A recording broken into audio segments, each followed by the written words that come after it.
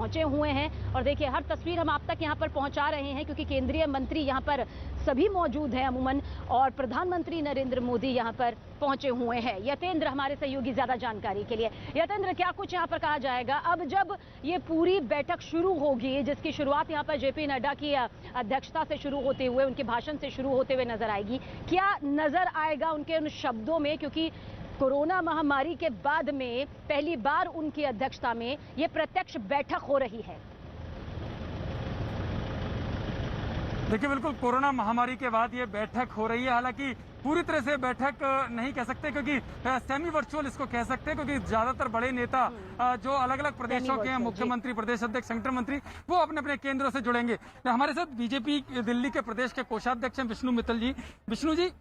क्या माना जाए, इस बैठक में आते प्रधानमंत्री ने चुनावी राज्यों की जो रणनीति है, छठ पूजा करने वाली महिलाएं, उनसे मिलकर मैसेज दे दिए? बिल्कुल, देखिए प्रधानमंत्री जी विश्व के सबसे लोकप्रिय नेता हैं और आज उन्होंने सारे प्रोटोकॉल तोड़कर और छठ पूजा के लिए जो महिलाएं यहाँ पे उनका स्वागत करने आई थी, स्पेशली उधर से आके उनसे मिले, तो अपने आप में एक मैसेज है कि बहुत बड़ा छठ पूजा का भी इस देश के लिए बहुत महत्व है। तो क्या जो मीटिंग होगी, आज पूरे दिन भर ये मीटिंग चलेगी, प्रधानमंत्री मोदी का समापन भाषण होगा, तो क्या दशा और दिशा किस तरह से तय करेंगे? आज की बड़ी महत्वपूर्ण बैठक है, 5 राज्यों के चुनाव भी हैं, तो इस बैठक में उन आने वाले चुनावों के लिए भी रणनीति बनेगी। और अभी आपने देखा होगा कि भारत ने 100 करोड़ का एक कोरोना का आंकड़ा भी वैक्सीन का एक अचीव किया है, तो उसके बारे में भी अपने आप में एक बहुत बड़ा संदेश इस बैठक से जाएगा और 5 राज्यों के चुनाव के बारे में भी चर्चा जी, आप व्यवस्थाओं से भी यहाँ की देख रहे हैं, पूरे दिल्ली राष्ट्रीय कार्यकारिणी की, क्या आज की बैठक की अगर बात करें, किस तरह की तैयारियां, क्या खास क्या रहा है और पूरे दिन भर क्या रहेगा? देखिए, पूरे दिन भर तो विभिन्न विषयों पे चर्चा होगी, जो अलग अलग सेशंस बनाए हैं, और लगभग 3 बजे के आसपास ये बैठक खत्म होगी। उसके बाद 4:30 बजे पदाधिकारियों की अलग से बैठक होगी, बीच में लंच भी होगा। और तैयारियां हम 2-3 दिन से इन तैयारियों में लगे हैं और हमने कोशिश की है कि एक अच्छा मैसेज, सभी तरीके का मैसेज इस बैठक के द्वारा दे। कोरोना को लेकर कुछ विशेष तैयारियां की गई? हाँ, एक एग्जीबिशन भी हमने लगाई और उस पर भी हमने शो किया कि कोरोना महामारी को लेकर जिस तरीके से सेवा और समर्पण में भाजपा ने काम किया, उसको भी हमने शो किया। और कोरोना के बारे में भी आगे देश में दोबारा इस तरीके की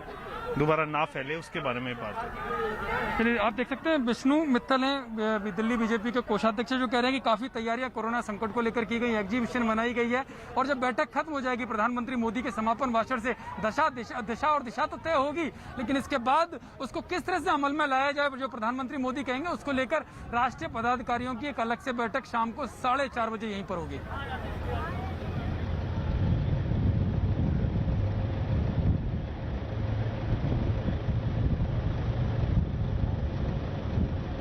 तो बीजेपी के राष्ट्रीय कार्यकारिणी की बैठक अब से कुछ देर में शुरू हो जाएगी। हमारे सहयोगी बातचीत के दौरान ये बता रहे थे सिलसिलेवार तरीके से किस तरह से शुरू होने के बाद ये बैठक एक एक पड़ाव को पार करती हुई आगे जाएगी और प्रधानमंत्री नरेंद्र मोदी के संबोधन के साथ, उनके भाषण के साथ इसका समापन होगा। लेकिन महज ये बैठक नहीं है, इसमें बीजेपी की रणनीति, दशा, दिशा, राज्यों से फीडबैक लेना और साथ ही जिन प्रस्तावों का हम बार बार जिक्र कर रहे थे, क्योंकि प्रधानमंत्री नरेंद्र मोदी के लिए धन्यवाद प्रस्ताव यहां से पारित किया जाएगा। देश ने जिस तरह से कोरोना महामारी को झेला और उसके बावजूद वैक्सीनेशन को लेकर घर घर जन जन तक वैक्सीनेशन प्रक्रिया अभियान को रफ्तार देते हुए 100 करोड़ का अविस्मरणीय आंकड़ा जो यहां पर छुआ वक्त रहते हुए, उसे लेकर और साथ ही जो नियम यहां पर, कायदे जो यहां पर जिन चुनौतियों को पार करते हुए जन जन तक यहां पर सुविधाएं पहुंचाने की पूरी कोशिश यहां पर की गई, इसमें कामयाबी भी हासिल हुई। इन तमाम मुद्दों को शामिल करते हुए, इन तमाम आंकड़ों को शामिल करते हुए धन्यवाद प्रस्ताव भी यहां पर सामने आएगा। और इसके अलावा राजनीतिक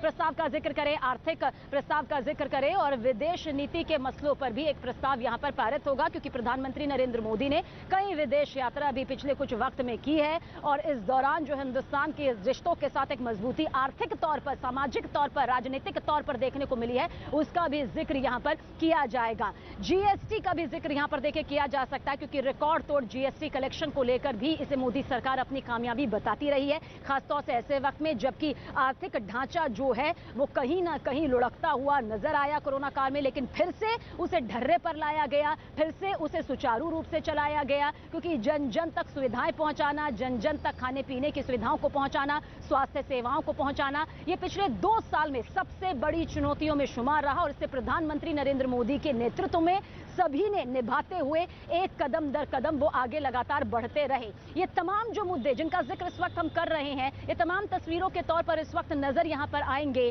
चाहे वो विदेश नीति के मसले हों, चाहे वो राजनीतिक मसले हों, या फिर आर्थिक तौर पर उछाल हो, क्योंकि आर्थिक ढर्रे से हटना और फिर आर्थिक ढर्रे पर दोबारा से आना, एक उछाल के तौर पर आना, रिकॉर्ड तोड़ जीएसटी कलेक्शन यहां पर जिस तरह से सामने आया और जिस तरह से मोदी सरकार ने इसे अपनी कामयाबी के तौर पर भी रखा, उसे लेकर भी यहां पर तस्वीर बनती हुई नजर आती है। और 5 राज्यों के विधानसभा चुनाव जिसका जिक्र हम शुरू से लेकर कर रहे हैं, वो आखिर तक रहेगा, क्योंकि उत्तर प्रदेश, उत्तराखंड, मणिपुर, गोवा, पंजाब, ये 5 राज्य अपनी सीटों के लिहाज से, अपनी सियासत के लिहाज से बेहद खास है। पंजाब में भले ही बीजेपी सत्ता पर नहीं है, लेकिन बीजेपी की रणनीति इसी के तहत होगी।